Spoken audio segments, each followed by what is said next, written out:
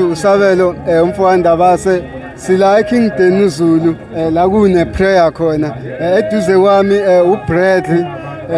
odume ngelika Van Damme asikubingelele futhi. Ya ngiyabonga halibonga igama kaJesu ngisomengalela ngegama kaJesu ukuthi nami kuFan Damme nami kade ngivictim ngalama drugs ngalama phara la kade kuyibonayo la nami kade ngiphara futhi ngabhema ama drugs nje for 23 years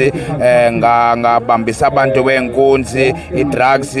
wabheda impilo wami i-drugs wangidamage umqondo wami shuthi ngaleyo ndlela ngaze ngibone kahle ngaboshwa ngaye ejele ngathatha inombolo ejele ngaqhubeka ngahlupha abantu futhi ejele ngenxa yama drugs ngaphuma ejele futhi ngaqhubeka eminyango ngahlupha umphakathi ama drugs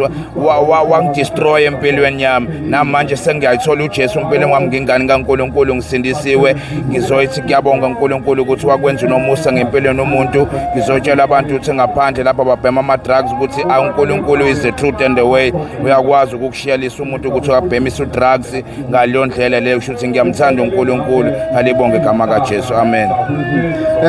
Ibaluleke kangakanani le prayer enizoyenza namhlanje la? Elibalekile kakhulu ngoba akhona abantu lapha empilweni zethu babhema lezi dakamisa lezi uyabulala abantu kakhulu nangakhona abantu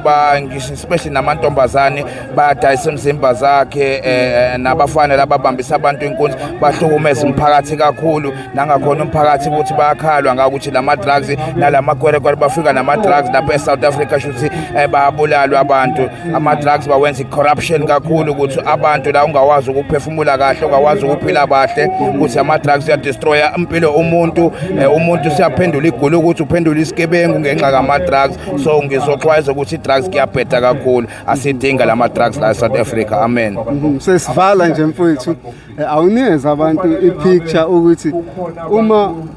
under influence yama drugs sekwenzekani emqondweni wakho? Shuthi lama drugs la kuyabheda lapho under influence ama drugs shuthi lama drugs especially njengehunga njengoba ubona namaphara nalapha abaningi lapha babhema ihunga nerock necrystal shuthi lama drugs uyingozi kakhulu ngoba under influence lama drugs akasekho right umqondweni yakho lama drugs uyapoqoza umqondo wakho ngenxa ukuthi manje ufuna ukubambisa abantu inkunzi ngenxa kama drugs ungena emzini wakho utshontshwa yonke into uyadayisa izinto lamnyango ngenxa kama drugs so lama drugs mfethu under the influence kama drugs akasekho right umqondweni shuthi uzokwenza amacala ngenhloso ukuthi ufuna lama drugs lawa shuthi lama drugs uyingozi kakhulu especially ihunga uyadestroy impilo yomuntu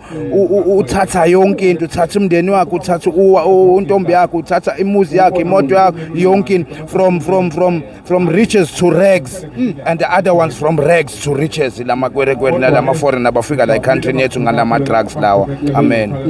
Uthi wena mhlambe kwenziwe njani ngalabo abathengisa ama drugs? Lawa abathengisa ngama drugs lawa sikhuluma ngalama foreign abasilethwa lama drugs la country lethu bona bayingozi kakhulu ngoba lapha nabahlala khona lapha ePeshe especially lama country lethu labasuka khona abayazi ukuyenza lento lapha yana engakho bafika lapha eCountry yethu badayisa ama drugs la eCountry yethu ngoba manje lana basithathwa kancane ngaleyo ndlela ngaphakathi ama country khona abantu lama law abiding citizens bayakhokhela ama taxes and shuthi bona abayikhokhela ama tax kahle bangenile la ngaphakathi country lethu ngenxa ukumokola and akanayo ngisho certificate noma ngisho incwadi sakhona ukuthi by legal citizens of South Africa so balabantu bayinkinga kakhulu bayenza corruption ba corrupt amaphoyisa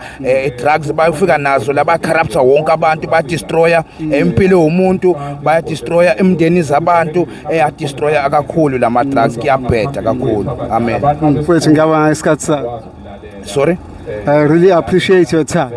Amen ngegama kaJesu nami ngiyajabula ngaleli thuba leli ukuthi ngizophawula lapho ngoba manje lama drugs uyingozi kakhulu la emphakathini yethu la shuthi asidinga lama drugs la ngoba ubona abantu lapha ba destroy impilo zakhe kakhulu kodwa ukuthi ukhona uJesu uzokwazi ukukusiza abantu alibonge igama kaJesu amen.